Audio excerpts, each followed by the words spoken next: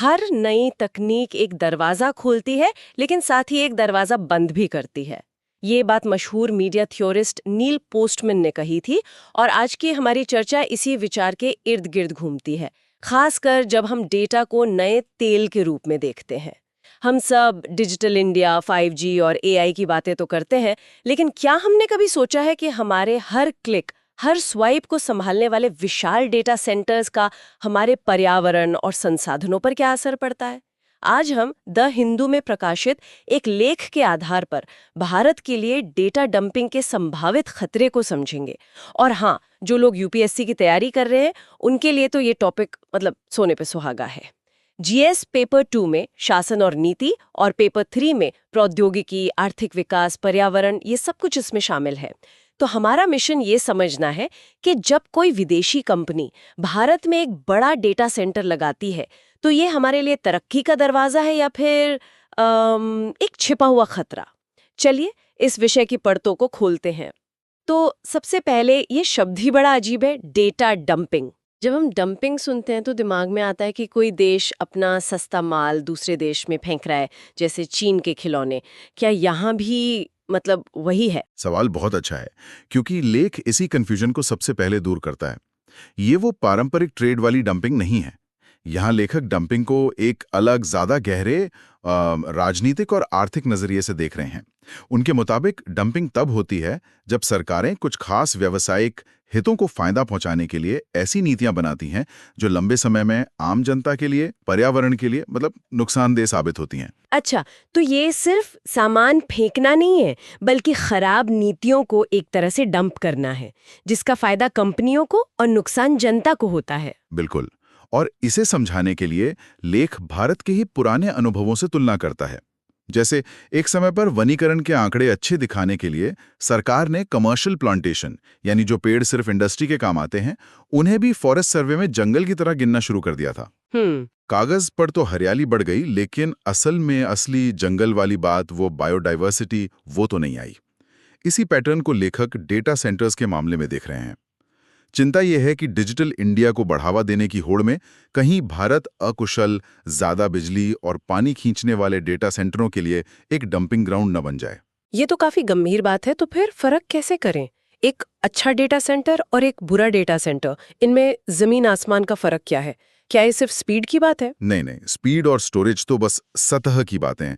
असली फर्क उनके डिजाइन, उनकी लोकेशन और आप कह सकते हैं उनकी जिम्मेदारी में छुपा है।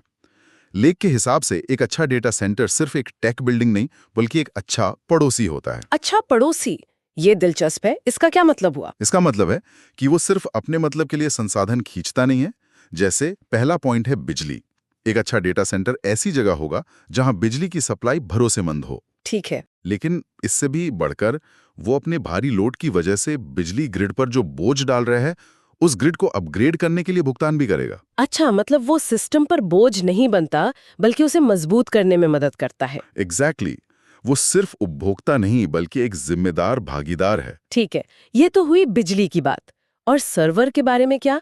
मैंने सुना है कि बहुत से सर्वर ज्यादातर समय खाली पड़े रहते हैं। आपने बिल्कुल सही सुना। इन्हें ज़ॉम्बी सर्वर्स भी कहते हैं। एक बुरे डेटा सेंटर में बहुत सारे सर्वर बस बिजली खाते रहते हैं, बिना कोई काम किए। जबकि एक अच्छा डेटा सेंटर अपनी क्षमता का सही अनुमान लगाता है ताकि हर सर्वर का अधिकतम उपयोग हो। और कूलिंग, ये तो बहुत बड़ा मुद्दा होगा। इतनी सारी मशीनें एक साथ चलती हैं, उन्हें ठंडा रखना तो एक चुनौती होगी। ये सबसे बड़ी चुनौतियों में से एक है। एक बुरे डेटा सेंटर में कूलिंग सिस्टम बस एक जुगाड़ जैसी चीज होती है, लेकिन एक अच्छे डेटा सेंटर में कूलिंग डिजाइन का एक मुख्य हिस्सा है। वो स्मार्ट एयर फ्लो मैनेजमेंट का इस्तेमाल करते हैं। अगर लोकेशन ठंडी है तो प्राकृतिक ठंडी हवा का इस्तेमाल करते हैं। और आज के एआई वाले जमाने में? हाँ, आज के समय में जब एआई जैसे कामों के लिए बहुत ज्यादा पावर लगती है, तो वो लिक्विड कूलिंग जैसी एडवांस टेक्नोलॉजी का इस्तेमाल करते हैं, जो पारंपरिक एयर कंडीशनिंग से कहीं ज्यादा कुशल है। और पानी? डेटा सेंटर्स में पानी का क्या काम? बहुत काम है, खासकर कूलिंग के लिए। कुछ कूलिंग सिस्टम, जिन्हें इवेपोरेटिव कूलिंग कहते हैं, उनमें बहुत ज्यादा पानी भाप बनकर उठता है। एक बुरा डेटा सेंटर पानी की कमी वाले इलाके में भी ऐसा सिस्टम लगा देगा और लाखों लीटर पीने का पानी इस्तेमाल कर जाएगा। जबकि एक अच्छा डेटा सेंटर वो पीने के पानी पर अपनी निर्भरता कम से कम रखेगा। वो रिसाइकल किए गए पानी या ग्रे वाटर का उपयोग करेगा। वाह, ये चिली वाला किस्सा तो कमाल का है जो लेख में दिया गया है। मतलब आम लोगों ने गूगल जैसी बड़ी कंपनी को अपना डिजाइन बदलने पर मजबूर कर दिया। हाँ, वो एक बेहतरीन उदाहरण है। सैंटियागो में गूगल एक डेटा सेंटर बना रहा था और वो इवापोरेटिव कूलिंग का इस्तेमाल करने वाले थे। लेकिन वो इलाका पहले से ही एक दशक लंबे सूखे से जूझ रहा था। तो लोगों ने विरोध किया होगा। जमकर विरोध किया। उन्होंने कहा कि हमारे पीने के लिए पानी नहीं है और आप लाखों लीटर पानी अपनी मशीनों को ठंडा करने में कैसे इस्तेमाल कर सकते हैं। मामला कोर्ट तक गया और कोर्ट के दखल के बाद गूगल को एयर कूल्ड डिजाइन पर स्विच करना पड़ा, जिसमें पानी की खपत लगभग शून्य होती है। बिल्कुल। ये सिर्फ चिली की कहानी नहीं है। जैसा कि लेख बताता है, अमेरिका और यूरोप जैसी जगहों पर भी अब लोग जागरूक हो रहे हैं। वहां भी डेटा सेंटरों के खिलाफ स्थानीय विरोध बढ़ रहा है। बिल्कुल। और यहीं से कहानी का वो हिस्सा शुरू होता है जो भारत के लिए सबसे ज्यादा मायने रखता है। जब अमेरिका या नीदरलैंड्स जैसे विकसित देशों में इन बड़ी कंपनियों को कड़े नियमों और जागरूक नागरिकों का सामना करना पड़ता है, तो वो क्या करते हैं? वो आसान रास्ता खोजते हैं। सही कहा। पूंजी हमेशा कम प्रतिरोध का रास्ता खोजती है। वो ऐसी जगहों की तलाश करते हैं जहां जमीन सस्ती हो, नियम कायदे ढीले हों और जहां पॉलिटिकल फ्रिक्शन यानी राजनीतिक अड़चनें कम हों। और लेख का इशारा साफ है, वो जगह ग्लोबल साउथ के देश हो सकते हैं जिनमें भारत एक प्रमुख उम्मीदवार है। हाँ, लेखक भारत को एक उच्च जोखिम वाला उम्मीदवार कहता है और इसके पीछे ठोस कारण है।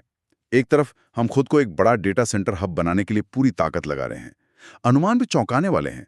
मतलब 2028-30 तक हमारी क्षमता कई गुना बढ़ने वाली है। लेकिन इस छलांग के साथ जोखिम भी जुड़े हैं।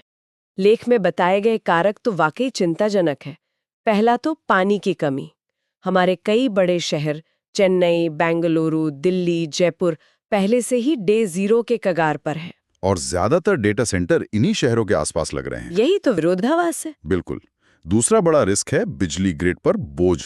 एक हाइपर स्केल डेटा सेंटर पूरे शहर जितनी बिजली खींच सकता है। इसके लिए हमारे मौजूदा ग्रिड को बड़े पैमाने पर अपग्रेड करने की जरूरत होगी। और सवाल ये है कि इस अपग्रेड का हजारों करोड़ का खर्च कौन उठाएगा? सही। क्या ये कंपनियां देंगी या फिर इसका बोझ चुपके से आम लोगों के बिजली बिल में जोड़ दिया जाएगा? और तीसरा जोखिम, जो शायद सबसे डरावना है, वो है हमारे सिस्टम की कमजोरी। हमारे पास नियम तो है, पर उन्हें लागू करने का रिकॉर्ड बहुत अच्छा नहीं है। हाँ, सीएजी, सुप्रीम कोर्ट, एनजीटी सबने बार-बार कहा है कि हमारे यहाँ पर्यावरण नियमों को लागू करने में संस्थागत कमियां हैं। एक बार प्रोजेक्ट को मंजूरी मिल गई तो उसके बाद कोई ठीक से जांच नहीं करता। और यही वो माहौल है जो डंपिंग के लिए बिल्कुल सही है। बिल्कुल। जहां नियम कमजोर हों, निगरानी ढीली हो और जनता में जागरूकता की कमी हो। लेकिन लेख यहाँ एक निराशाजनक तस्वीर दिखाकर खत्म नहीं होता। वो कहता है कि भारत का डंपिंग ग्राउंड बनना तय नहीं है। हाँ, और ये समझना बहुत जरूरी है। लेख 3 उम्मीद की किरणें दिखाता है। पहले ये कि ये डेटा सेंटर जितने बड़े होते हैं उतनी ही मजबूत बुनियादें चाहिए होती हैं। इन्हें आप किसी भी गांव देहात में नहीं लगा सकते। उन्हें अच्छी सड़कें, फाइबर ऑप्टिक केबल, सब कुछ चाहिए। हाँ, और ये जरूरतें इन्हें मजबूर करती हैं कि वे सार्वजनिक क्षेत्र के साथ मिलकर काम करें, जिससे कुछ हद तक निगरानी बढ़ सकती है। दूसरा पॉइंट भी दिलचस्प है, हमारी न्यायपालिका के बारे में। ये माना कि हमारे कोर्ट और ट्रिब्यूनल धीमे हो सकते हैं, लेकिन उन्होंने कई बार पर्यावरण के मामलों में एक मजबूत दबाव बनाया है। ये एक सुरक्षा वॉल्व की तरह काम कर सकते हैं। और तीसरी और शायद सबसे बड़ी ताकत, भारत के नागरिक समाज संगठन यानी सिविल सोसाइटी ऑर्गेनाइजेशंस। हमारे देश में एक मजबूत और मुखर सिविल सोसाइटी है जो आरटीआई जैसे उपकरणों का इस्तेमाल करके सरकार और कंपनियों को जवाबदेह ठहरा सकती है। असली लड़ाई इन्हीं को लड़नी होगी। तो अगर ये लड़ाई नागरिक समाज को लड़नी है तो उन्हें किन संकेतों पर नजर रखनी चाहिए? मतलब अगर मेरे शहर में कोई बहुत बड़ा डेटा सेंटर लगने वाला है तो मुझे एक आम नागरिक के तौर पर किन खतरों की घंटियों को पहचानना चाहिए? लेख इसके लिए 4 बहुत ही साफ चेतावनी संकेत बताता है। पहला संकेत है रियायतों की होड़। मतलब अगर आप देखें कि राज्य सरकारें एक दूसरे से मुकाबला कर रही हैं कि कौन कंपनी को ज्यादा सस्ती जमीन, ज्यादा सब्सिडी वाली बिजली और नियमों से ज्यादा छूट देगा, तो समझ जाइए कि कुछ गड़बड़ है। इसे रेस टू द बॉटम कहते हैं। जहां विकास के नाम पर मानकों से समझौता किया जाता है। दूसरा संकेत क्या है? दूसरा संकेत ग्रिड की लागत से जुड़ा है। अगर कोई डेटा सेंटर आता है और अचानक से उस इलाके का बिजली लोड कई गुना बढ़ जाता है, लेकिन इस बात पर कोई स्पष्टता नहीं है कि ग्रिड को अपग्रेड करने का पैसा कौन देगा, तो ये एक बहुत बड़ा रेड फ्लैग है। क्योंकि खतरा यही है कि ये खर्च आम जनता के बिलों पर डाल दिया जाएगा। बिल्कुल, इसीलिए पारदर्शिता की मांग करना जरूरी है। और तीसरा संकेत जरूर पानी से जुड़ा होगा। हाँ, अगर पानी की कमी वाले क्षेत्र में कोई डेटा सेंटर बिना किसी सार्वजनिक और बाध्यकारी जल बजट के मंजूर हो जाता है, तो ये खतरे की घंटी है।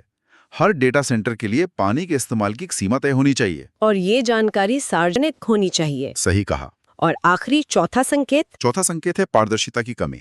अगर कंपनी शेल कंपनियों को इस्तेमाल कर रही हैं, अगर वो स्थानीय प्रशासन के साथ नॉन डिस्क्लोजर एग्रीमेंट यानी NDA साइन कर रही हैं, अगर पर्यावरण से जुड़ी जानकारी को छुपाया जा रहा है, तो इसका मतलब है कि वो कुछ ऐसा कर रहे हैं जिसे वो जनता को दिखाना नहीं चाहते। तो कुल मिलाकर भारत एक बहुत ही अहम मोड़ पर खड़ा है। एक तरफ डिजिटल इकोनॉमी का सुनहरा सपना है और दूसरी तरफ हमारे कीमती संसाधन जैसे पानी और बिजली। अकुशल डेटा सेंटरों के लिए डंपिंग ग्राउंड बनने का खतरा असली है, लेकिन जैसा कि लेख बताता है, इससे बचा जा सकता है। तो समाधान क्या है? इन पर बैन लगा देना? नहीं, समाधान डेटा सेंटरों पर पूरी तरह से रोक लगाना नहीं है। हमें विकास चाहिए, लेकिन टिकाऊ विकास। इसका रास्ता मजबूत नियमों, ईमानदार निगरानी और सबसे जरूरी स्थानीय समुदायों की शुरुआत से ही भागीदारी से होकर जाता है। ये सिर्फ एक तकनीकी प्रोजेक्ट नहीं है, ये एक सामाजिक अनुबंध है। लेख के अंत में एक बहुत ही महत्वपूर्ण बात कही गई है जो मुझे लगता है हमारे श्रोताओं को सोचने पर मजबूर करेगी। ये डेटा सेंटर बहुत ज्यादा पूंजी गहन होते हैं, यानी इनमें पैसा तो बहुत लगता है, लेकिन ये स्थायी रोजगार बहुत कम पैदा करते हैं। सही कहा। एक बार बन जाने के बाद इन्हें चलाने के लिए बहुत कम लोगों की जरूरत होती है। और यहीं से हमारा आज का अंतिम विचार निकलता है। जैसे जैसे भारत डिजिटल औद्योगिकरण की रणनीति को आगे बढ़ा रहा है, उसे इन प्रोजेक्ट्स की भारी भरकम पर्यावरणीय लागतों को उनके बहुत कम प्रत्यक्ष रोजगार लाभों के साथ कैसे संतुलित करना चाहिए। मतलब रोजगार पैदा करने के अलावा एक सफल IT औद्योगिकरण की रणनीति को मापने के और क्या पैमाने हो सकते हैं? क्या सिर्फ गीगावाट में एक क्षमता बढ़ाना ही काफी है, या हमें कुछ और भी देखना चाहिए? अगर इस चर्चा ने आपको सोचने पर मजबूर किया है या आपके कोई प्रश्न है, तो हमें कमेंट्स में जरूर बताएं। इस तरह के और विश्लेषण के लिए लाइक और सब्सक्राइब करें।